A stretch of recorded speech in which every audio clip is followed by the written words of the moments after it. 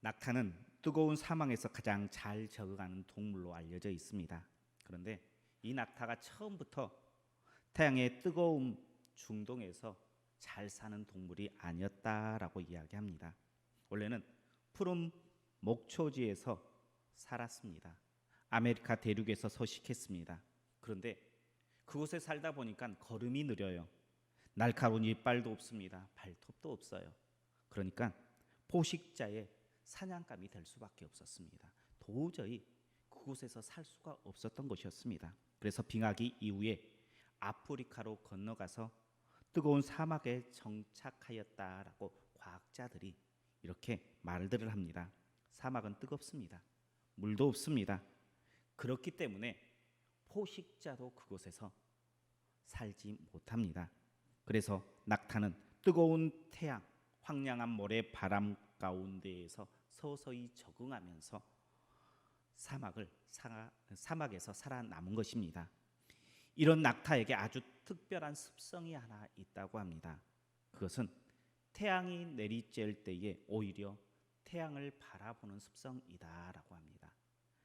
태양이 내리쬐면 다른 동물은 어떻게 합니까? 고개를 돌립니다. 그런데 낙타는 사막에서 생활하면서 오히려 태양을 마주 서는 것이 유익하다라는 것을 깨닫게 돼요. 그래서 태양이 뜨면 태양을 마주하고 태양을 맞서 서 있습니다. 그렇게 태양을 마주하고 서면 자신의 얼굴을 그림자가 생겨서 몸통이 체온이 덜 오르고 수분이 오히려 남는다고 합니다. 그래서 뜨거운 태양을 피하지 않고 태양을 맞서는 것이 유익하다라는 것을 알기 때문에 돌리지 않습니다. 이렇게 낙타는 사막에서 살아남게 되었습니다. 우리의 생활 그리고 우리의 신앙도요, 적응하는 것들이 필요해요. 하나님의 백성으로 내가 어떻게 삶을 살아가느냐, 그것이 내가 어떻게 적응하느냐에 달려 있습니다. 어리석은 사람은요, 내 눈앞에 있는 작은 어려움을 피해서 눈을 돌리는 사람이에요. 그러나 지혜로운 사람은요, 내 앞에 있는 작은 어려움만을 보는 것이 아니라 그 뒤에 큰 그림을 봐요. 그래서 오늘 좀 힘들더라도 맞서 나아가는 거예요. 한 걸음 내딛는 사람인 줄 믿으시길 바랍니다.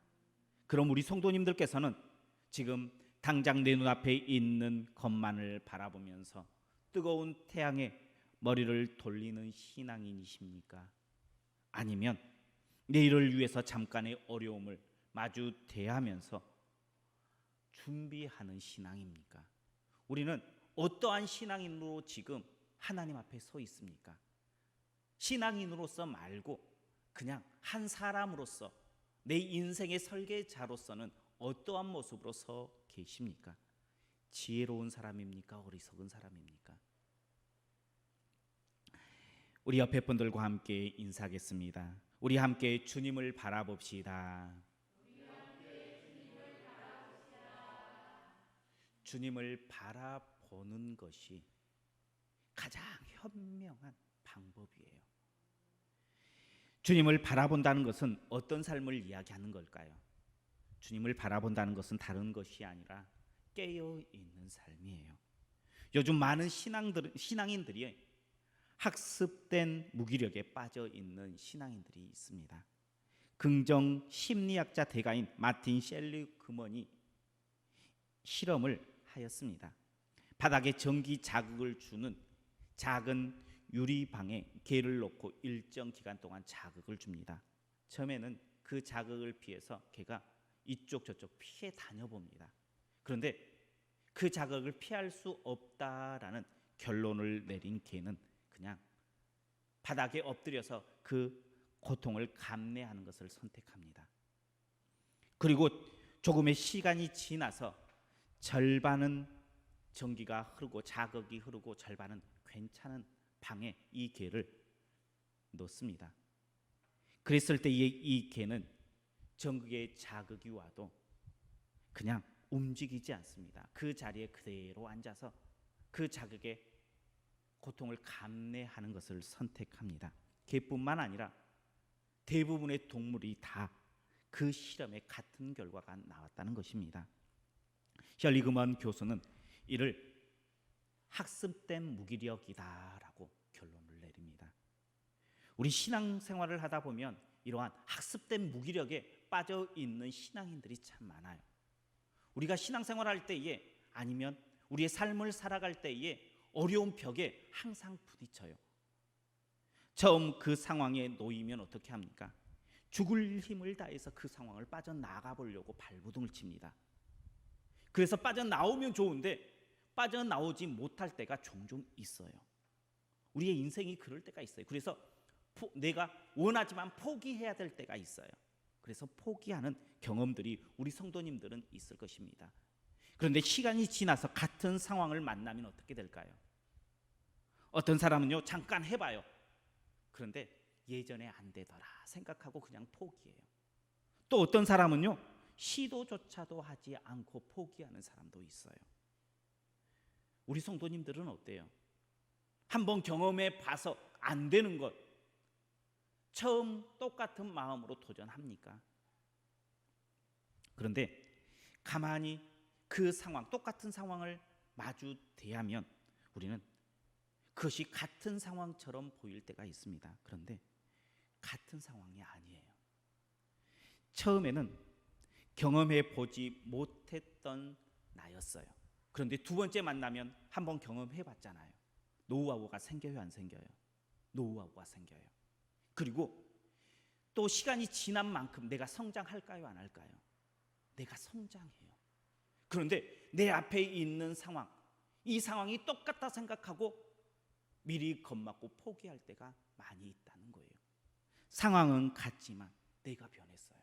경험치도 생겼고요, 내가 성장도 했어요. 그러면 넉넉히 이겨나갈 수 있음에도 불구하고, 그럴 능력이 있음에도 불구하고 포기할 때가 있다는 거예요. 우리의 삶의 자리에서도 그렇고요, 신앙적인 모습에도 그렇다는 거예요.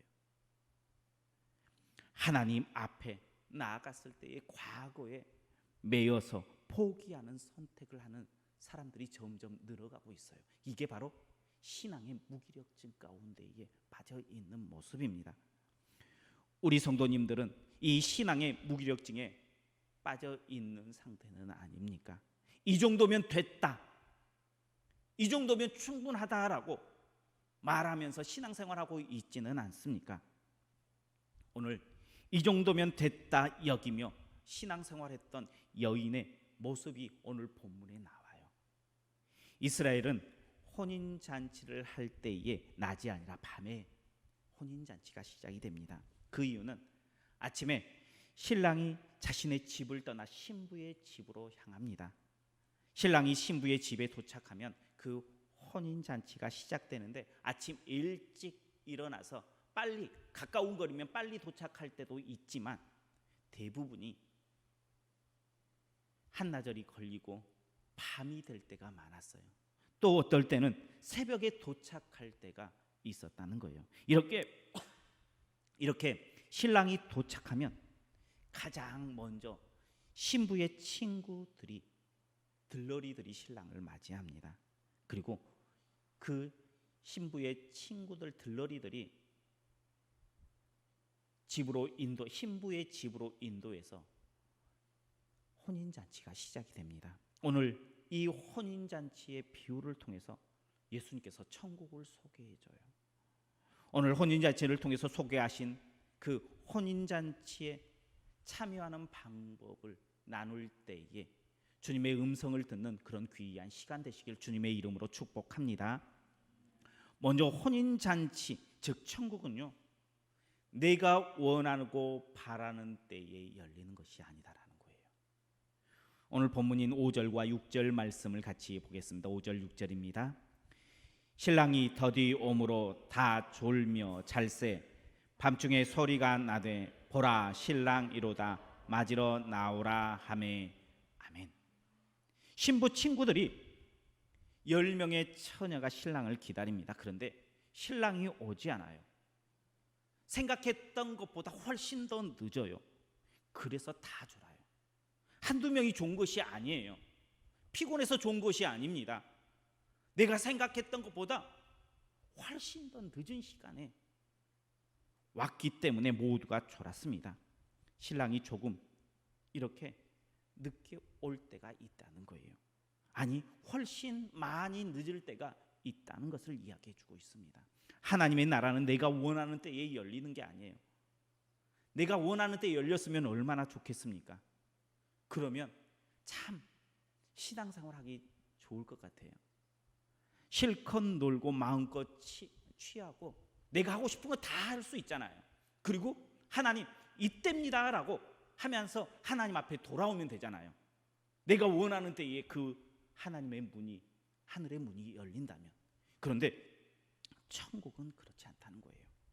하나님의 나라는 내가 원하는 때에 오는 것이 아닙니다. 내가 바라고 바라고 내가 원하고 원해도 하나님의 나라는 그때에 이루어지지 않아요. 아무도 생각하지 못하는 그때에 하나님의 나라가 우리 가운데에 임하게 될 줄 믿으시길 바랍니다. 그래서 오늘 본문에서도 깨어 있으라 너희는 그날과 그때를 알지 못한다라고 말씀하고 있어요. 데살로니가 전서 5장 1절과 2절에도 이렇게 이야기합니다. 형제들아, 때와 시기에 관하여는 너희에게 쓸 것이 없음은 주의 날이 밤에 도적같이 이룰 줄을 너희 자신이 자세히 알기 때문이라.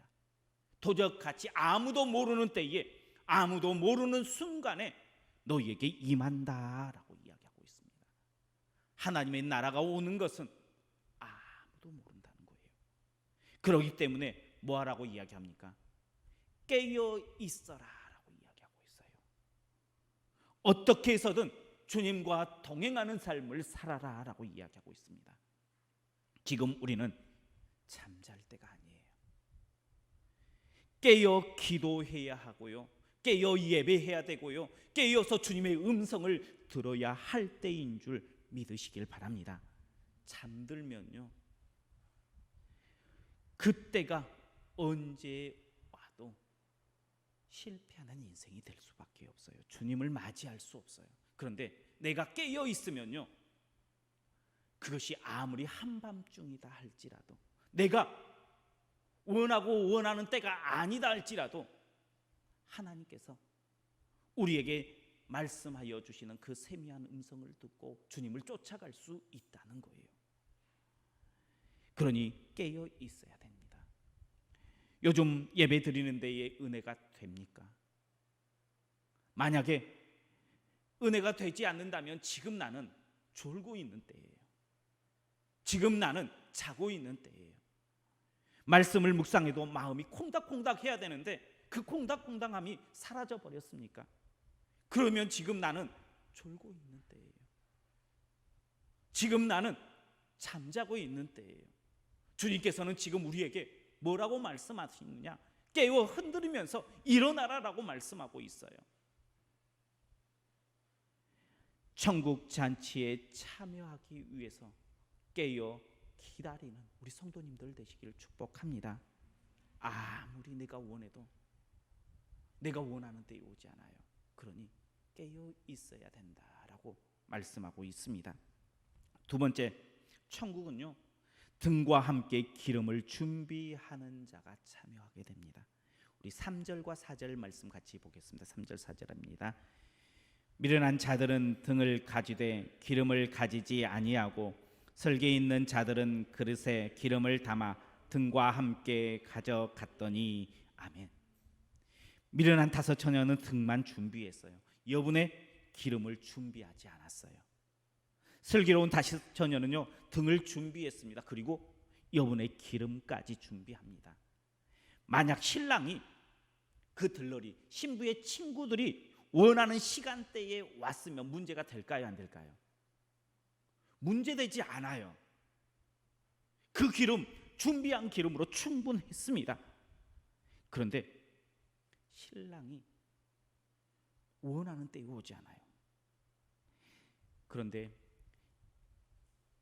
준비한 다섯 처녀, 미련한 다섯 처녀는 이거면 충분하다 여겼을까요?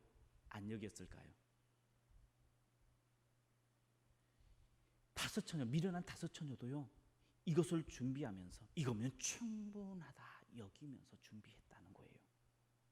그런데 문제는 신랑이 신부들의 그 미련한 처녀들이 생각했던 그때에 오지 않았습니다. 시간이 초과됐습니다. 그래서 문제가 생겼어요.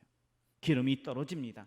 결국 혼인잔치에 들어가지 못하는 결과를 낳게 되어집니다. 우리는 어떻습니까? 이거면 충분하다 단정 지으면서 신앙생활 할 때 있습니까? 없습니까? 있어요? 없어요? 요즘 우리 어때요? 이거면 충분하다라고 생각하면서 신앙생활하고 있는 우리의 모습을 발견할 때 아마 참 많을 거예요. 내 스스로 이 정도면 됐다라고 생각할 때가 있을 것입니다.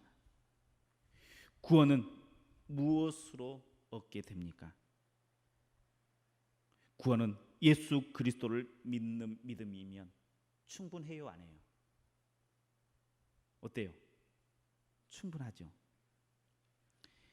어리석은 여인들도요, 등이면 충분하다 여겼어요. 그러면 내가 혼인잔치의 집에 들어갈 수 있다라고 생각을 했습니다.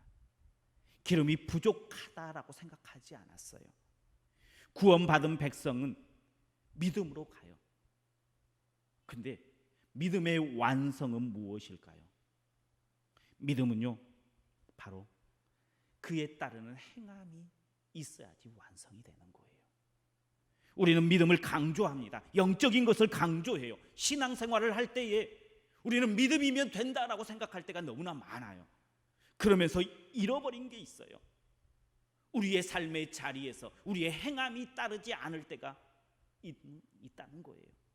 그래서 그 행함 따라오는 것을 놓쳐버릴 때가 있습니다. 그러면서 나는 예수님을 믿으니까 나는 됐다, 나는 이 정도 섬기면 됐다라고 생각할 때가 많다는 거예요. 그런데 믿음이 행함이 따르지 않으면 그 믿음은 결코 쓸 수 있는 믿음이 아니다라는 거예요.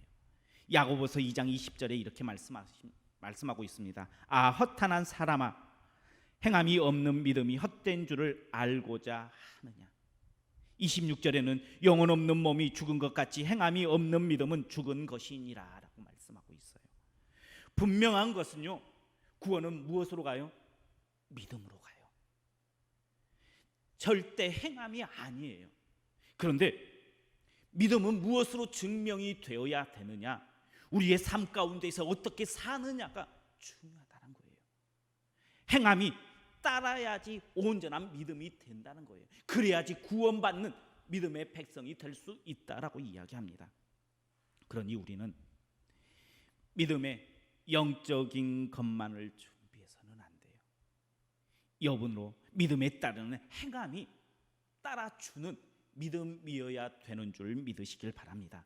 그럴 때에 천국 잔치에 참여할 수 있다는 거예요. 우리는 지금 어떤 모습으로 신앙생활하고 있습니까?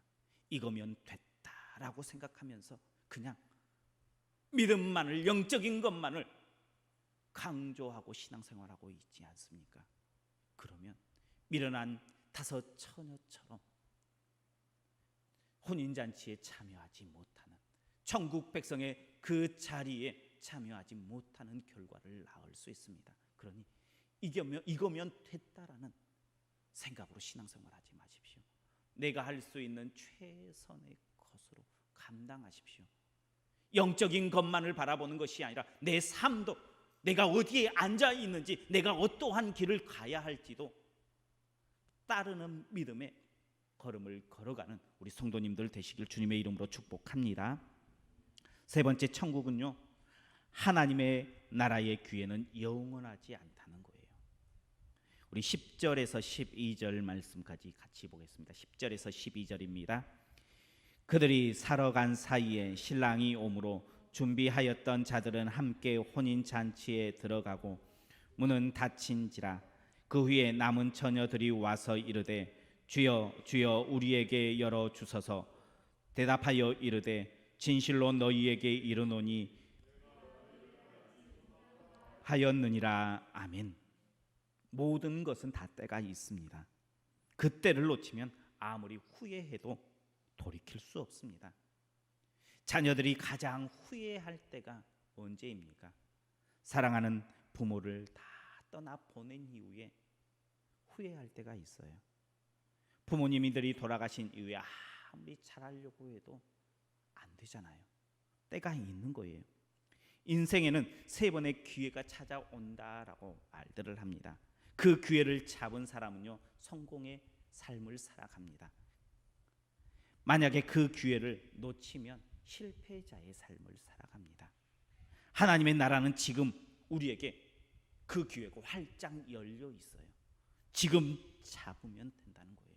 근데 지금 안 잡고 내일 내가 잡겠다라고 생각해서는 안 된다는 거예요. 내가 생각하는 때가 아니다라는 거예요. 내게 주어진 이 기회가 영원하지 않다라고 지금 주님께서는 말씀하고 있습니다. 노아가 방주를 만들었습니다. 만들고 하나님께서 그 문을 닫기 전까지만 해도요, 모든 사람들에게 그 기회는 다 열려 있었어요. 어쩌면 노아는요, 그 모든 사람들에게 문 닫히기 전까지만 해도 배에 올라서 같이 타자라고 우리 성도님들이 많은 사람들에게 복음을 전하는 것처럼 전했을지 몰라요. 그런데 아무도 그 배를 타지 않았어요. 문이 닫힌 이후에 많은 사람들이 그 방주의 문을 두드렸어요. 열려요, 안 열려요? 안 열린다는 거예요. 때가 있다는 겁니다. 기회를 놓치면 아무리 애원해도 필요 없다라고 이야기하고 있습니다. 내가 너희를 알지 못하노라, 단호하게 말씀하신다는 거예요. 그러니 지금이 우리가 그 기회 잡아야 할 때인 줄 믿으시길 바랍니다. 천국은요, 내가 정한 때에 가는 게 아니에요. 내가 좀 늦추고 싶다고 해서 늦출 수 있는 것이 아니에요. 천국은요, 언제 잡아야 되느냐? 지금 잡아야 하는 줄 믿으시길 바랍니다. 이게 하나님의 때인 거예요. 이게 지금 우리가 믿음의 백성으로 걸어가야 할 걸음인 줄 믿으시길 바랍니다. 천국을요, 하나님의 나라를 내 생각으로 단정 짓지 마십시오. 그 시간, 그 때도 단정해서는 안 되고요, 그 믿음도 단정해서는 안 돼요. 그리고 지금이 그 때임을 우리는 기억해야 돼요. 그런데 우리가 지금 신앙생활 쭉 해오면서 어때요? 우리는요, 하나님의 때를 내 때에 맞추려고 할 때가 많아요. 또요, 하나님께서 말씀하는 그 믿음을요, 내가 이제는 됐다 하고 내가 단정 지을 때가 많아요. 또 우리는요, 지금 주어진 이 기회가 내일도 있을 것처럼 신앙생활 할 때가 너무나 많다는 거예요. 지금 많은 성도들이 그런 모습으로, 안타까운 모습으로 신앙생활 한다는 거예요. 미련한 5 처녀가요, 준비하지 않은 것도 아니에요. 교회에 나오지 않은 것도 아니에요. 신랑을 기다리지 않은 거 아니었어요. 기다렸어요. 천국 가고 싶은, 그 혼인잔치에 참여하고 싶은 마음이 너무나 컸어요.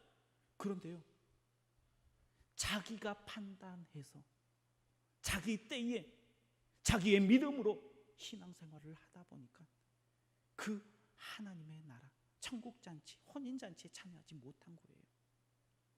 우리는 지금 미련한 자입니까? 지혜로운 자입니까?